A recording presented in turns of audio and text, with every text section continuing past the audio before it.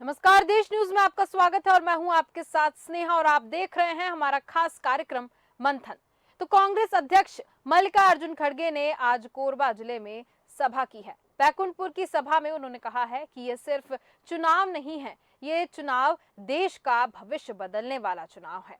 पहले के चुनाव ऐसे नहीं होते थे। अभी वो कोरबा जिले में चुनावी सभा कर रहे हैं। बीजेपी की सरकार मोदी जी और आरएसएस संविधान को बदलना चाहते हैं।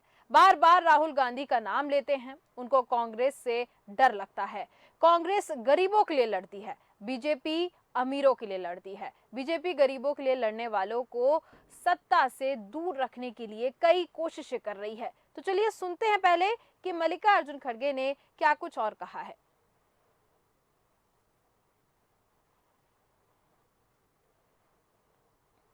इधर चुनाव चल रहे हैं, प्रचार हो रहा है, प्रचार खत्म हो रहा है।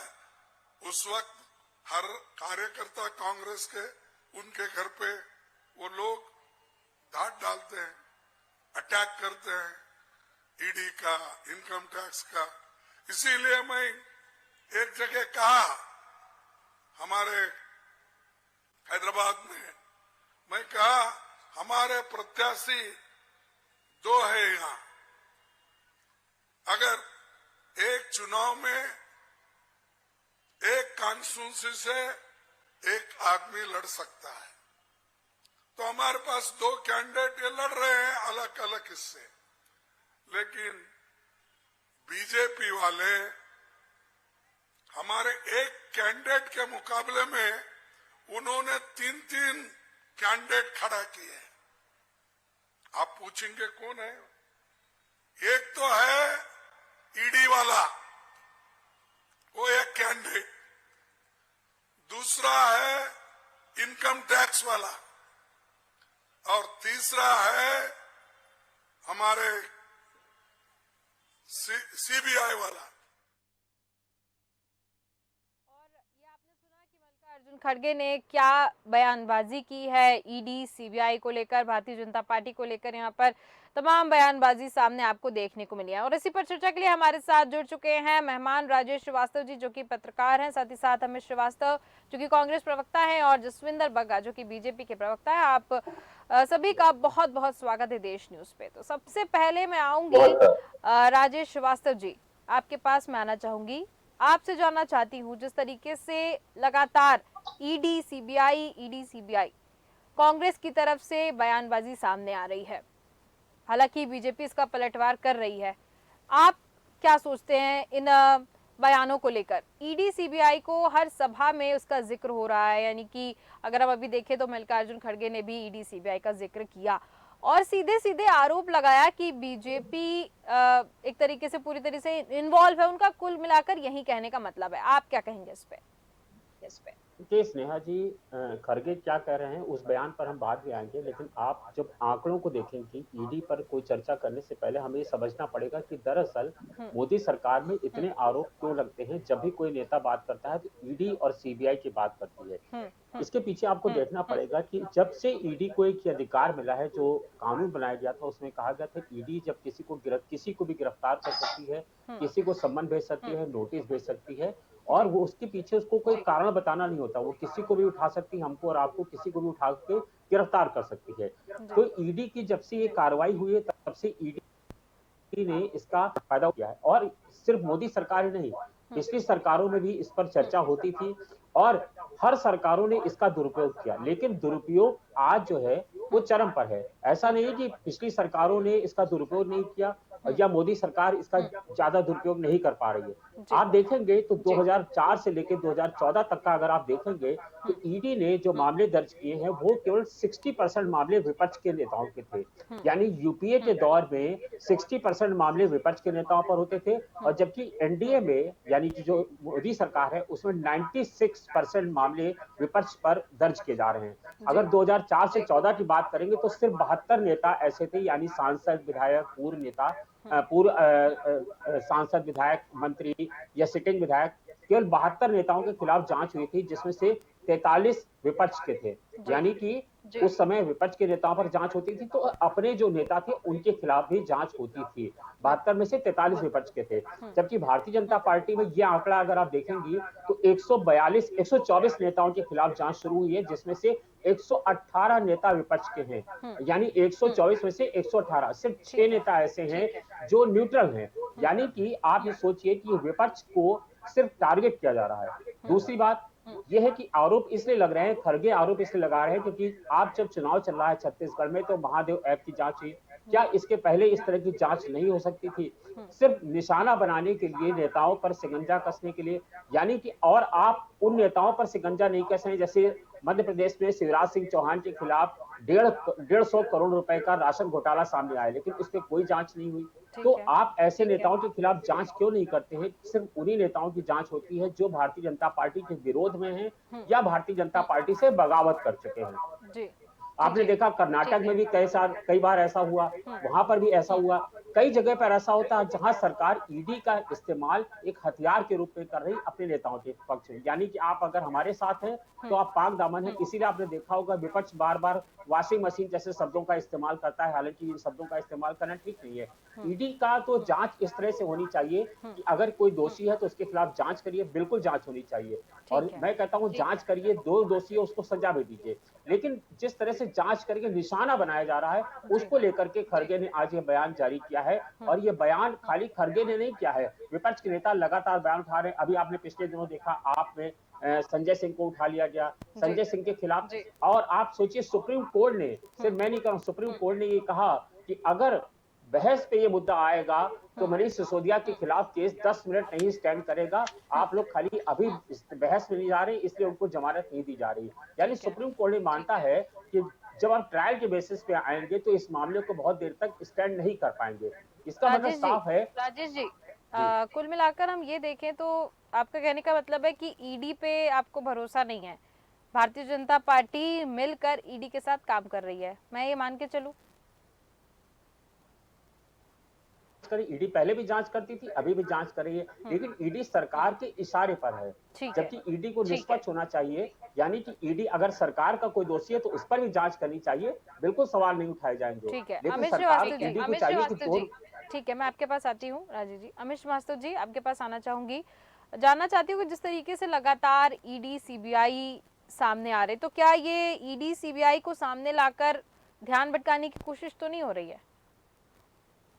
देखिए, मैं राजेश जी की बात से 100% सहमत हूँ। बहुत वरिष्ठ पत्रकार है और हम उनको लगातार सुनते भी रहते हैं। और आपके माध्यम से स्नेहा जी मैं बता दूं कि अगर कोई भी व्यक्ति अगर भ्रष्टाचार करता है तो उस पर सख्त से सख्त और कठोर से कठोर कार्रवाई होनी चाहिए। और हमारे प्रदेश के मुखिया ने सितंबर के महीने में ही ये ट्वीट कर दिया था कि अगर कोई भ्रष्टाचारी है तो उसके ऊपर आप कार्रवाई करिए। लेकिन कहते हैं ना, पहले ये आरोप लगाते हैं, जैसे हमने वेस्ट बंगाल चुनाव में देखा था, जिन जिन पे इन्होंने आरोप लगाया, बाद में वो मोदी वॉशिंग पाउडर में नहाते उनको नहलाया गया, बढ़िया वॉशिंग मशीन में, भाजपा की वॉशिंग मशीन में मिस्टर क्लीन बन के आज वो वहाँ के अपोजिशन लीडर है। ठीक है, चाहे शुभेंदु राय हो, और उसी प्रकार से आप देखिए हेमंत विश्व शर्मा जी, कितना उनके ऊपर आरोप लगा, लेकिन आज वहाँ के वो सीएम है। अब इनके यहाँ चले जाते हैं तो पाक साफ हो जाते हैं। मैं आपको बताना चाहता हूँ कि ईडी हमारे हौसले तोड़ नहीं सकती, ना हम डरेंगे ना हम घबराएंगे। लेकिन मैं फिर आपके माध्यम से कहना चाहता हूँ कि अगर किसी ने गलत किया है तो उसके ऊपर कार्रवाई करे, कहीं कोई दिक्कत नहीं है। लेकिन जिस प्रकार से सुप्रीम कोर्ट की फटकार में उन्हें लगातार मिल रही है, ये भी एक चीज सोचने का विषय है। और मैं आपको बता दूं कि जिस प्रकार से आज खड़गे साहब ने भी कहा कि हमारा जो कैंडिडेट तो बीजेपी के नेताओं से लड़ ही रहा है लोकतांत्रिक प्रक्रिया में, लेकिन वो अब उनके साथ 3 लोग को और लड़ना है, भाजपा के 3 जमाई, आईटी, ईडी, सीबीआई। और उन्होंने कहा ना, ईडी वाला, आईटी वाला और सीबीआई वाला, तो भाजपा हमेशा से लूट, झूठ और सौदेबाजी की सरकार बनाने में विश्वास रखती है। और जिस प्रकार से आप देखिए, अभी उन्होंने कहा कि शिवराज सिंह जी पे 150 करोड़ का घोटाला है, लेकिन उस पर जांच नहीं हो रही है। व्यापम घोटाला है, उस पर जांच नहीं हो रही है। छत्तीसगढ़ में हमने कई बार लिखा कि आइए यहाँ पर नान घोटाला पूर्ववर्ती सरकार ने किया, ईडी उसकी जांच कर ले, उसकी जांच नहीं हो रही है। ऑगस्टा वेस्टलैंड के ऊपर जांच नहीं हो रही है। 2014 के बाद 3010 केसेस रजिस्टर्ड हुए हैं ईडी के द्वारा, उसमें 95% केसेस अपोजिशन पार्टी के ऊपर है। और आपको मैं बताना चाहता हूं कि किस प्रकार से देखिए प्रताड़ित किया जा रहा है।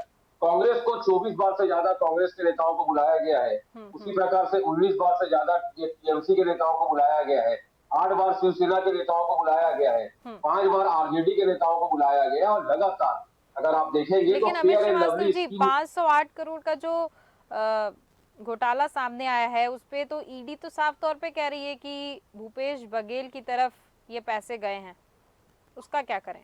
देखिए मैं आपको बता दूं, जिस दिन ये आरोप लगा, मैं आपको बता दूं कि ईडी की जो प्रेस नोट आई थी उसमें लिखा था this are the subject matter of investigation. It means allegation जो लगा है, एलिगेशन का मीनिंग आपको मैं बता दूं क्योंकि मैं खुद एक लॉयर हूं। Allegation means a statement made without giving proof, मतलब आपके पास प्रूफ नहीं है, you don't have any proof. अगर आपके पास प्रूफ था, मैं आपके माध्यम से ईडी के अधिकारियों से पूछना चाहता हूँ, एक जिम्मेदार पार्टी का जिम्मेदार प्रवक्ता होने के नाते, हमने तो फर्स्ट डे से कहा था why has the central not ban this act, इतने दिन क्यों लग गए? सितंबर के महीने में अमित श्रीवास्तव जी एलिगेशन भी नहीं लगाना चाहिए मैं स्नेहा जी एक minute, let me complete my words first. हाँ, कंप्लीट करिए।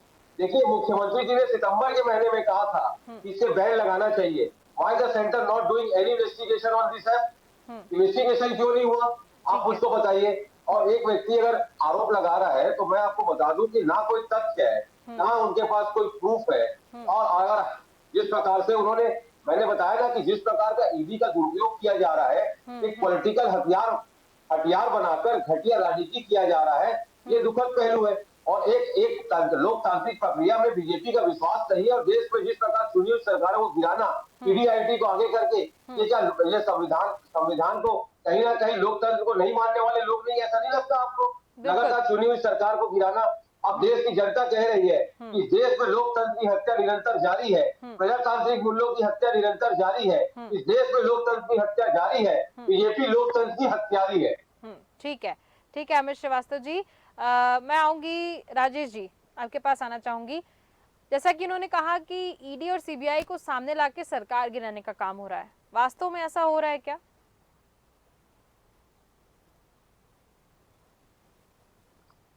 का इस्तेमाल करती, यानी सरकार का लक्ष्य जो है वो ईडी पर आरोप इसलिए लग रहे हैं क्योंकि सरकार जो है विपक्ष के नेताओं को आरोपी बना रही है। मैं बार बार यही कह रहा हूँ, सरकार अगर अपने लोगों को, यानी जिनके ऊपर आरोप लगे हैं, अगर उनके खिलाफ भी जांच शुरू कर दे तो इस तरह के आरोप नहीं लगेंगे। क्योंकि मनमोहन सिंह की सरकार का अगर आप आकलन करेंगे तो पाएंगे कि उस सरकार में भी ईडी पर विपक्ष के मामले होते थे, लेकिन सरकार अपने लोग जो गिरते थे उनकी भी जांच कराती थी। यानी अगर आप निष्पक्ष ढंग से काम करेंगे तो जो भी दोषी होगा उसके खिलाफ जांच कराइए। जरूरी नहीं कि भाजपा, सपा, कांग्रेस, सपा, बसपा कोई भी हो, लेकिन उसके खिलाफ जांच करना चाहिए। अगर आप देखेंगे तो आप मोदी सरकार की में पिछले सरकार की अपेक्षा 88% ज्यादा मामले दर्ज किए गए हैं, 5000। आप यकीन मानेंगे, और अगर आप ईडी का रिपोर्ट कार्ड देखेंगे तो बड़ा दिलचस्प है, इसमें 53,672 लोगों को नोटिस जारी किए गए सिर्फ 6 सालों में। यानी पिछले 6 सालों में सिर्फ 53,672 लोगों को नोटिस जारी की गई, और गिरफ्तार किए कितने गए? सिर्फ 266 लोग। आप ये सोचिए रेशियो कितना है। यानी अगर किसी को आपको गिरफ्त में लाना है तो आप उसको नोटिस भेज देते हैं, वो दबाव भी आ जाता है। और छापे डाले गए हैं 2616, और जबकि अगर यूपीए सरकार का आप आंकड़ा देखेंगे तो यूपीए सरकार में सिर्फ 112 छापे मारे गए हैं। और ये जो आंकड़ा है वो ही हैरान कर देने वाला। इसीलिए विपक्ष बार बार सवाल उठाता है कि सरकार जो है ईडी का इस्तेमाल या सीबीआई का इस्तेमाल जो है उसके नेताओं को परेशान करने के लिए लगा रही है। और आप सोचिए, अगर महादेव ऐप के छत्तीसगढ़ के भूपेश बघेल फंसे हुए थे तो जांच पहले भी हो सकती थी। चुनाव का समय चल रहा है और चुनाव में लगातार सरकार दोनों पार्टियां प्रचार में है, ऐसे समय में आप भूपेश बघेल को घेरने की कोशिश कर रहे हैं तो सवाल उठना तो लाजमी है। अगर और भूपेश बघेल की आप जांच करा लीजिए, अगर जब दोषी हो तो बिल्कुल सजा दीजिए। लेकिन शिवराज सिंह चौहान के ऊपर मामला है, 150 करोड़ रुपए का राशन घोटाला किया, उस पर क्यों नहीं जांच की गई? और इसी तरह से भाजपा सरकार के तमाम सारे नेताओं पर आरोप है, एक एक का नाम लेना मुश्किल है, तो लेकिन उनके खिलाफ भी सरकार को जांच करानी चाहिए। अगर जांच शुरू हो जाए सबके खिलाफ तो ऐसा मामले नहीं आएंगे। आपने देखा कर्नाटक में पिछले दिनों क्या हुआ, आपने पिछले दिनों देखा मुंबई में क्या हुआ। ये जो जांच अपने नेताओं को बचाने का, यानी किसी पर आरोप है अगर वो भाजपा में शामिल हो जाता है तो साफ बरी हो जाता है। इसीलिए विपक्ष सवाल उठा रहा है कि आप अपने नेताओं पर भी जांच करिए, और खाली भारतीय जनता पार्टी को निशाने पर रखती है विपक्ष के नेताओं को। जब है, सरकार ऐसा ठीक है। करेगी, निष्पक्ष होकर काम नहीं करेगी, तो उस पर आरोप लगना बिल्कुल तय है और मोदी सरकार इससे बच नहीं पा रही है। और सिर्फ विपक्ष क्यों आरोप लगा रहा है? मैंने आपको बताया, सुप्रीम कोर्ट साफ साफ कह रहा है कि मनीष सिसोदिया के खिलाफ जब आप जाएंगे तो जब आप ट्रायल पे जाएंगे तो वहां टिक नहीं पाएंगे। पिछले दिनों आपने देखा कि राहुल गांधी के खिलाफ किस तरह से उनको जो है 2 साल का मामला बना करके उनको जो है उनकी संसद सदस्यता खारिज की गई, बाद में उसको बहाल किया गया। तो इस तरह के जो आरोप सारे मामले देखेंगे तो लग रहा है कि विपक्ष को घेरने की कोशिश हो रही है। ठीक है। राजेश जी ने जैसा कहा कि विपक्ष को घेरने की कोशिश की। अमित श्रीवास्तव जी, आप कुछ कह रहे थे? देखिए, मैं आपके माध्यम से एक ही चीज कहना चाहता हूं कि अभी जिस प्रकार से राजेश जी ने कहा 2014 से 2004 से 2014 तक 112 बार ईडी ने कार्रवाई की और 2004 से 2023 तक 2014 से 2023 तक 3010 केस उन्होंने रजिस्टर किया और 95% केसेस विपक्षी नेताओं पे किया। तो मैं आपके माध्यम से यही चीज कहना चाहता हूं कि अगर ईडी निष्पक्ष कार्रवाई करे तो कहीं कोई दिक्कत किसी को नहीं है, लेकिन आज जो ईडी काम कर रही है और जो केंद्र की सरकार करवा रही है वो निश्चित तौर पे प्रतिशोध और उत्पीड़न की राजनीति इस देश में चालू हो गई है। और जिस प्रकार से आज लोग कह रहे हैं कि ईडी का फुल फॉर्म एक्सट्रीमिनेटेड डेमोक्रेसी और इस देश में पॉलिटिक्स ऑफ हेरेसमेंट चालू हो गया है। और मैं आपके माध्यम से यही कहता हूं कि थ्रेड ऑफ डेमोक्रेसी इस देश में किसी को पसंद नहीं है। और जो फेयर एंड लवली स्कीम चलाई जा रही है, पहले नेताओं को नोटिस भेजना, उसके बाद अपनी पार्टी में शामिल कर लेना, मतलब कहीं ना कहीं आप देखिए कि जिस प्रकार से इस देश में लोगों को प्रताड़ित किया जा रहा है, अपोजिशन वालों को। और बिल्कुल ठीक बात इन्होंने कही कि चुनाव के समय आप सारी चीजों को निकालते हैं, आप पहले भी जांच कर सकते थे, लेकिन आपको मैं बता दूं, आपके दर्शकों के लिए मैं कुछ आंकड़े प्रस्तुत करना चाहता हूं कि हमने 18 महीने पहले महादेव ऐप पे कार्रवाई चालू की। 191 हमने लैपटॉप जब्त किए, 853 मोबाइल हमने जब्त किया और उसी प्रकार से 23 और 24 अगस्त, मुझे 23 या 24 अगस्त था, जहां तक मुख्यमंत्री जी ने एआईसीसी में प्रेस कॉन्फ्रेंस करके कहा था कि सेंट्रल इस ऐप को बैन क्यों नहीं करता, क्यों वो सट्टे पे 28% जीएसटी लगा के उनसे पैसा वसूल कर रहा है, क्यों आप इस ऐप को बंद क्यों नहीं करते। आप केंद्र सरकार की मंशा तो ये थी कि 28% आप जीएसटी लगा देंगे, आप सारे ऐप को आपके हाथ में पावर है तो आप बैन क्यों नहीं करते। और आपको मैं बता दूं 3033 खातों को हमने बैन किया। उसी प्रकार से बता दूं 1035 खातों को हमने फ्रीज किया जिसमें 15 करोड़ 50 लाख रुपए थे। तो सारी कार्रवाई तो हम कर रहे हैं। उसके बाद जिस प्रकार से ये कह रहे हैं, मैं आपको बता दूं ये चीज तो पक्की है कि छत्तीसगढ़ के साथ हम 5 राज्यों में सरकार बनाने जा रहे हैं। बीजेपी की डर, बीजेपी की हताशा, निराशा, बीजेपी की परेशानी ये बता रही है कि इन 5 राज्यों में केंद्र की बैठी हुई सरकार और वहां पर बैठे हुए हुक्मरान और इस बीच में 4 महीने में 40 केंद्रीय मंत्री का आना, लगातार हर हफ्ते प्रधानमंत्री जी और गृह मंत्री का आना, ये दर्शाता है कि इन 5 राज्यों में बीजेपी जो है अटकी भटकी लटकी नजर आने लग गई है। और आपके माध्यम से मैं कह दूं, लेकिन इससे कैसे अनुमान लगा सकते हैं आप? जैसा कि आपने मोदी जी को कहा कि मोदी जी रैलियां कर रहे हैं, बड़े बड़े नेता रैली कर रहे हैं, तो फिर हम कांग्रेस की बात करें तो मल्लिकार्जुन खड़गे, प्रियंका गांधी, राहुल गांधी, ये तमाम बड़े दिग्गज नेता जो कांग्रेस के हैं वो भी तो रैलियां करते हुए नजर आ रहे हैं। देखिए, अगर राष्ट्रीय पार्टी है, कोई भी पार्टी है, उसके नेता का छत्तीसगढ़ की पावन धरा में स्वागत है। माता कौशल्या की नगरी और राम के ननिहाल में हम सबका स्वागत करते हैं। छत्तीसगढ़ समरसता का वेद गढ़ है। आप आइए, जिसको यहाँ प्रचार कर रहे करिए, लेकिन आपके आने के पहले तो आप ईडी आईडी आप दोनों को भेज देते हैं।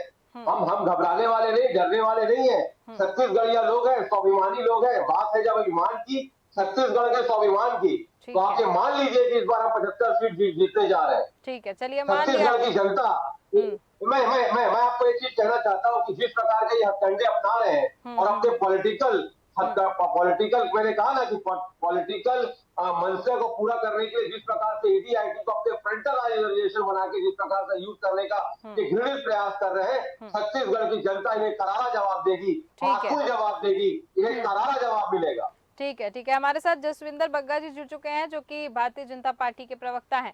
जसविंदर बग्गा जी, बहुत बहुत स्वागत है। और सबसे पहले मैं जानना चाहती हूँ, करारा जवाब इस बार कांग्रेस पार्टी की तरफ से भारतीय जनता पार्टी को छत्तीसगढ़ में मिलने वाला है, क्या कहेंगे आप इस पे? जनता की तरफ से करारा जवाब भाजपाइयों को मिलेगा। ठीक है, जनता की तरफ से मिलेगा करारा जवाब भारतीय जनता पार्टी को। जसविंदर बग्गा जी। देखिए, मैं विलम्ब से जुड़ पाया हूँ जी।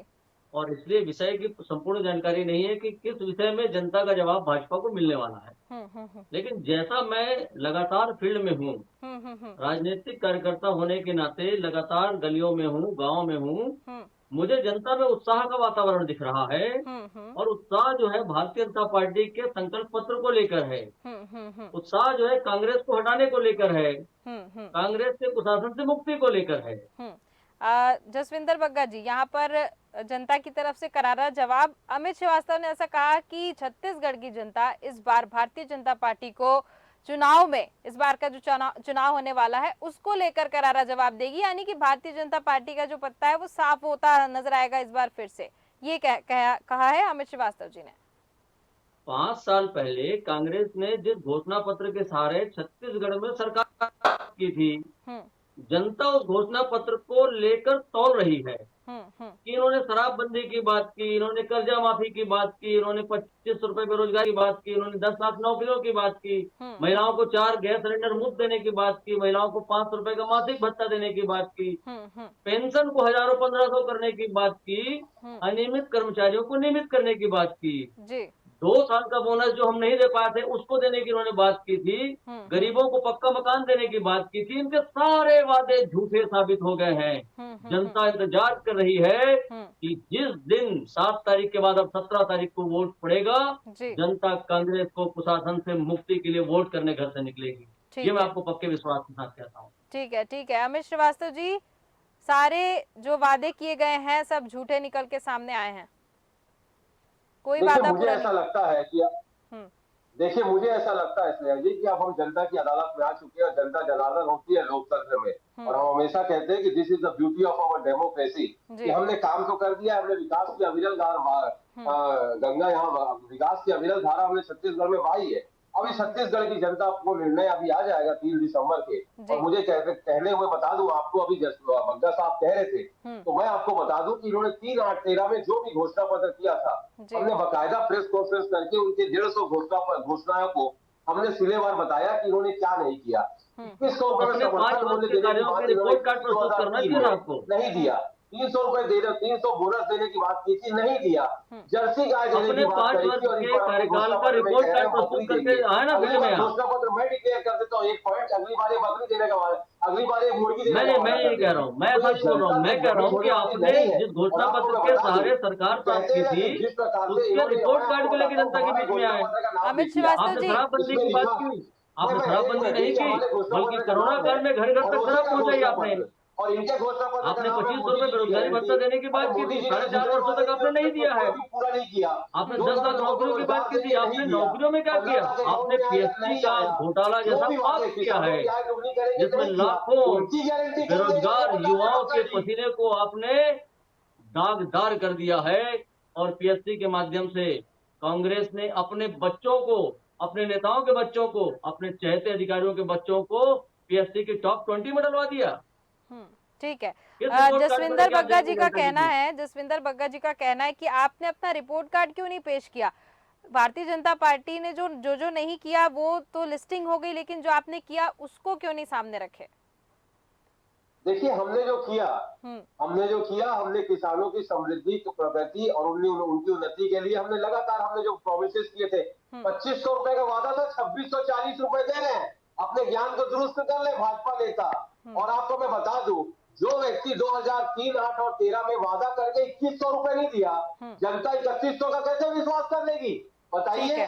जो 2100 नहीं दिया वो 3100 कहां से लाएगा? और जब हम दे रहे थे 2500 तो हम पे हर्डल्स पैदा कर रहे थे, सौतेला व्यवहार हमारे से कर रहे थे, भेदभावपूर्ण रवैया अपना रहे थे कि आप अगर बोनस दोगे तो हम आपका धान खरीदी नहीं करेंगे। ठीक है, ये भी तो जनता जानेगी ना। जनता समझदार है साहब, बहुत समझदार है, जनता बहुत समझदार है। जसविंदर जी, आप कुछ कहना चाह रहे थे? जी बोलिए। मैं कह रहा था कि जो किसानों की बात मेरे प्रवक्ता मित्र कांग्रेस के कर रहे थे जी, जब इन्होंने 2500 रुपए में धान खरीदने का वादा किया था, उस समय धान का एमएसपी 1750 रुपए था। यानी इनको 750 रुपए और मिलाने थे। आज जब हम बैठ के बात कर रहे हैं तो धान का समर्थन मूल्य 2200 रुपया है, उसमें अगर 750 और कांग्रेस मिलाती तो 2950 रुपए किसानों को मिलना चाहिए था। कांग्रेस ने किसानों से धोखा किया है ना। कर्जा माफी की बात कर रहे थे, आपने सिर्फ सहकारी बैंक से कर्जा लिए हुए किसानों का कर्जा माफ किया है, चिन्हांकित करके काम किया है आपने। मैं इस बात को पुख्ता दावे के साथ कह सकता हूँ कि हमारे संकल्प पत्र में हमने किसानों के लिए जो 3100 रुपए प्रति क्विंटल का मूल्य निर्धारित किया है, 21 क्विंटल हम जो प्रति एकड़ लेने वाले हैं, ऐसा 65,100 रुपए एक एकड़ में किसानों को मिलेगा। और हम किस्तों में नहीं देंगे भाई साहब, हम एक मुश्त देंगे। 65,100 रुपए एकड़ का पैसा एक मुश्त किसानों को मिलेगा। यह होती है किसानों की हितैषी सरकार। ठीक है। राजेश श्रीवास्तव जी, मैं आपके पास आना चाहूंगी। मैं आऊंगी अमित श्रीवास्तव जी, आपके पास आती हूँ। राजेश श्रीवास्तव जी, आपके पास आना चाहूंगी, जानना चाहती हूँ, जैसे मल्लिकार्जुन खड़गे ने आज बयान दिया, उसमें कहा कि भारतीय जनता पार्टी सिर्फ अमीरों पर फोकस करती है, अमीरों पर ध्यान देती है। आपके हिसाब से क्या तात्पर्य हो सकता है? नहीं, मैं खड़गे की इस बात से सहमत नहीं हूँ कि भारतीय जनता पार्टी सिर्फ जो अमीरों पर फोकस करती है। भारतीय जनता पार्टी की जितनी योजनाएं हैं आप देखेंगी, उन सब योजनाओं का लाभ गरीबों को मिल रहा है, चाहे उज्ज्वला का लाभ हो, चाहे वो 5 किलो राशन का लाभ हो। हालांकि उसके पीछे भी तमाम सारे तर्क हैं, लेकिन फिलहाल 2020 से लेकर के अब तक वो 5 किलो राशन दे रही है और उसका बहुत बड़ा इम्पैक्ट भारतीय जनता पार्टी को इस 5 साल जो राज्यों के चुनाव हो रहे हैं उसमें देखने को मिलेगा। जो गांव में महिलाएं थी, जहां पर ईंधन नहीं पहुंच पाता था, वहां पर गैस पहुंची है। तमाम सारी ऐसी योजनाएं हैं, पक्के मकान मिल गए हैं लोगों को। और महिलाओं के लिए सबसे बड़ा समस्या होती थी, जो इज्जत की बात थी, वो जो महिलाओं को शौचालय घर पर बनवा के दे रही। इस तरह तमाम सारी योजनाएं हैं जो सरकार जो है भारतीय जनता पार्टी एक ऐसे वर्ग को ध्यान में रख करके बनाती है जिससे आम आदमी प्रभावित हो सके, यानी निचला वर्ग जो असली का वोटर है, जो वोट करता है, लाइनों में खड़े होकर के वोट करता है, उसके लिए भारतीय जनता पार्टी ने योजनाएं बनाई हैं। जो खड़गे कह रहे हैं कि बड़े लोगों का ध्यान रखती है, उसमें उनका इशारा दरअसल ये हो सकता है कि वो अडानी और अंबानी की तरफ इशारा कर रहे होंगे, उनका ध्यान रखती है, यानी उनके लाभ के लिए सोचती है। भारतीय जनता पार्टी की जितनी योजनाएं हैं दरअसल सिर्फ मध्यम वर्ग को छोड़ करके बाकी सबके लाभ के लिए हैं, चाहे वो अपर वर्ग हो चाहे या फिर लोएस्ट वर्ग हो, लेकिन मीडियम क्लास जो है उसके लिए भारतीय जनता पार्टी के पास कोई योजनाएं नहीं। ठीक है। जसविंदर बग्गा जी, मैं आऊंगी अमित श्रीवास्तव जी। जसविंदर जी बोलिए। मैं कह रहा था कि खड़गे जी ने जो बात कही है वो बात सत्य से कितनी दूर है। तेंदू पत्ता तोड़ने कौन जाता है वनों में? कौन सा में तेंदू पत्ता तोड़ता है जिसके लिए हमने 10,000 रुपए मानक बोरा निर्धारित किया है? जो चरण पादुका योजना है वो किस अमीर के लिए है? जो 1.5 लाख रुपए हम बच्ची को जन्म के समय देने वाले हैं वो किस अमीर की बच्ची को देने वाले हैं? जो गैस का सिलेंडर हम 500 रुपए देने की बात कर रहे हैं वो तो गरीबों के लिए है। जो हम आयुष्मान कार्ड को 5 से 10 लाख करने की बात कर रहे हैं वो भी मध्य वर्ग के लिए है। आखिर खड़गे जी को क्या हो गया है ऐसा जो उनको सपने में भी अमीर दिखते हैं? खड़गे जी जो खुद गरीब और अमीर की बात करते हैं, जिस दिन आप उनकी संपत्ति को निकाल के देखेंगी आपको आश्चर्यचकित होना पड़ेगा कि उनके खुद के पास कितनी संपत्ति है जो अपने आप को पिछड़े वर्ग और गरीब घोषित करते घूम रहे हैं। ठीक है। अमित श्रीवास्तव जी, आपके पास आना चाहूंगी। सबसे पहले मैं तात्पर्य जानना चाहती हूँ कि खड़गे जी का तात्पर्य क्या था। आखिर अगर हम भारतीय जनता पार्टी को देखें तो तमाम ऐसी योजनाएं लाई है सामने, तो मैं खाली आपसे तात्पर्य जानना चाहूंगी, फिर अपनी बात रखिएगा कि किस तात्पर्य से उन्होंने कहा कि जो भारतीय जनता पार्टी है वो गरीबों के ऊपर नहीं अमीरों के ऊपर ध्यान दे रही है। देखिए, इनका अभी अगर आप पिछले 9 सालों का इतिहास निकाल लेंगे तो जितने इन्होंने अपने कॉर्पोरेट मित्रों को लोन को वेव ऑफ किया 12 लाख करोड़ से ज्यादा, किसानों के लिए इनके पास पैसे नहीं रहते हैं। लेकिन जिस प्रकार से मैं आपको बता दूं कि इनका एक ही ध्येय है जो देश की जनता मानने भी लग गई है कि गरीबों से लूटो, कहते हैं ना, गरीबों से खींचो और अमीरों को सींचो, ये इनका टैगलाइन है। मैं आपको बता दूं जिस प्रकार से ये अपने कॉर्पोरेट मित्रों को फायदा पहुंचाने का काम कर रहे हैं, देश की जनता अब इनको बताने में डरने लग गई है। साहब कहते हैं ना कि हमने तो लगातार हमने इस देश को कहां से कहां कांग्रेस ने जनता के आशीर्वाद से पहुंचाया, लेकिन ये क्या कर रहे हैं? तो जब से आए अपने कॉर्पोरेट मित्रों को रेल दे रहे हैं, एयरपोर्ट दे रहे हैं और लगातार अगर आप देखेंगे सरकारी संपत्तियों को अपने दोस्त को दे रहे हैं। लोग कहने लग गए साहब कि बेचत मैं चला उपक्रम बचा ना कोई, और अगर गलती से कुछ बच गया हो तो सूचित कर दो मोए, मोदी जी उसको भेज देंगे। तो अब लोग घबराने लग गए बताने से कि ये भी देश की संपत्ति है। लेकिन अमित श्रीवास्तव जी, जैसे कि आपने वेविंग ऑफ की बात की, लोन की बात की और किसानों की बात की, तो मध्य प्रदेश में तो पूरी तरीके से कांग्रेस नाकाम रही है। अगर हम किसान कर्ज माफी की बात करें तो जिस तरीके से वादे किए गए हैं, सिर्फ और सिर्फ 15 से 16% किसान कर्ज माफ हुआ है। सरकार कितने दिन थी, मुझको आप ये बताइए। सरकार तो उस हिसाब से, जैसे अगर सरकार बनी, चलिए सरकार बनी, तो कुछ ना कुछ ऐसा कांग्रेस में एकता नहीं देखने को मिली, तभी तो सरकार आपकी टूटी। एकता रहती तो कैसे टूटी? देखिए अच्छा, मुझको एक चीज आप बताइए, कितने प्रदेशों में एकता नहीं थी? कर्नाटक, गोवा, महाराष्ट्र, हर पार्टी की सरकार को ये तोड़ते हैं। आप बिहार की बात कर लीजिए, जनता दल, आप बिहार की बात, आप महाराष्ट्र की बात कर लीजिए, रात के सुबह 5 बजे राज्यपाल को उठा के शपथ लेने का कार्यक्रम बना लेते, शपथ ले लेते। कब तक इस देश को कलंकित करने का काम करेगी ये पार्टी? किस ओर ले जाना चाहती है ये पार्टी? देश के संविधान को और देश की राजनीति की दशा और दिशा को बदलने का प्रयास कर रहे हैं। तो मैं आपको बता दूं कि प्रजातांत्रिक मूल्यों का हनन ये कर रहे हैं, लोकतंत्र को कलंकित कर रहे हैं, एक बार नहीं कई बार कर रहे हैं, लगातार कर रहे हैं। इसका करारा जवाब अब जनता देना चालू कर दी है। आप हिमाचल प्रदेश देख लीजिए, आप हिमाचल प्रदेश देख लीजिए। मैं प्रभारी था चंबा जिले में हिमाचल प्रदेश पे, ऐसा रोज था इनके खिलाफ, जनता ने अपने मताधिकार के प्रयोग से दिखाया। हिमाचल में हमारी सरकार आई, कर्नाटक देख लीजिए, कर्नाटक में हमारी सरकार आई, और ये कहते हैं हमारी सुनामी चल रही है, तो क्यों ये दिल्ली में नहीं आते, क्यों बिहार में नहीं आते, क्यों राजस्थान में नहीं आते? ठीक है जसविंदर जी, लोकतंत्र का हनन हो रहा है। अच्छे दिन तो जनता के आए नहीं, बीजेपी के नेताओं के आ गए, जनता के अच्छे दिन कब आएंगे? ठीक है, प्रधानमंत्री जी अपनी तो दिल की बात करते, जनता के मन की बात कब सुनेंगे? सुनिए, ये तो हास्यास्पद विषय है स्नेहा जी कि वो कांग्रेस लोकतंत्र के हनन की बात कर रही है, जो आजादी के बाद से लगातार लोकतंत्र का हनन स्वयं करती आ रही है। और ये बात मैं ऐसे ही नहीं कह रहा हूँ, आपकी भी जानकारी में है कि कांग्रेस ने 91 बार राज्य सरकारों को धारा 356 लगा के हटा दिया। इनकी लोकप्रिय प्रधानमंत्री इंदिरा गांधी ने तो 50 बार ये काम किया है। ठीक है, वो कांग्रेस के हनन की बात कर रही है, जिसने देश में इमरजेंसी ला दी थी। ठीक है, अपने विरोध वालों को जेल में ठोस दिया था। ठीक है, और वो कांग्रेस आज लोकतंत्र के हनन की बात करती है, मुझे हंसी आती है। ठीक है, चलिए, कैसे जाकी रही भावना जैसी, प्रभु मुहूर्त देखई तिन तैसी। जो लगातार लोकतंत्र का हनन करने वाले लोग हैं, वो हम पर आरोप लगा रहे हैं। मैं छत्तीसगढ़ की बात आपको बोलता हूँ। ठीक है, छत्तीसगढ़ में किस प्रकार, जसविंदर जी, क्या है, हमारे पास समय की थोड़ी सी सीमा है, इस पर हम बहुत ही विस्तृत तरीके से चर्चा कर सकते हैं। फिलहाल अभी अमित श्रीवास्तव जी, राजेश जी और जसविंदर जी, बहुत बहुत धन्यवाद हमारे साथ जुड़ने के लिए और उस पर चर्चा करने के लिए। तो हम यहाँ पर कांग्रेस अध्यक्ष मल्लिकार्जुन खड़गे की जो बयानबाजी आज हुई है उसकी बात कर रहे थे। तमाम बयानबाजी सामने आई है, चुनाव का समय है और इस तरीके की बयानबाजी हर पक्ष जो है सामने लाता हुआ दिख रहा है। देखना ये होगा कि किस तरीके से दोनों पार्टियां जो तैयारी करती नजर आ रही हैं, किस तरीके से सफल होती हैं, ये देखने वाली बात होगी। वोटिंग की डेट्स आ चुकी हैं, वोटिंग होगी, उसके बाद जो परिणाम आएंगे उसके बाद देखना होगा कि किस पार्टी का पल्ला भारी होता नजर आया। और सबसे बड़ी बात देखने वाली ये बात होगी कि कांग्रेस जहां जहां दावे करती हुई नजर आ रही है कि हम 5 राज्यों में चुनाव जीतने वाले हैं और तैयारियां जोरों शोरों से कर रही है, तो ये भी देखने वाली एक बात होगी कि जो मेहनत है, इतने दिनों की मेहनत जो कांग्रेस की है वो रंग लाती है या फिर भारतीय जनता पार्टी और जो अन्य पार्टियां उनमें से कोई भी सरकार बना पाती है। तो फिलहाल के इस कार्यक्रम में सिर्फ इतना ही। देखते रहिए देश न्यूज। नमस्कार।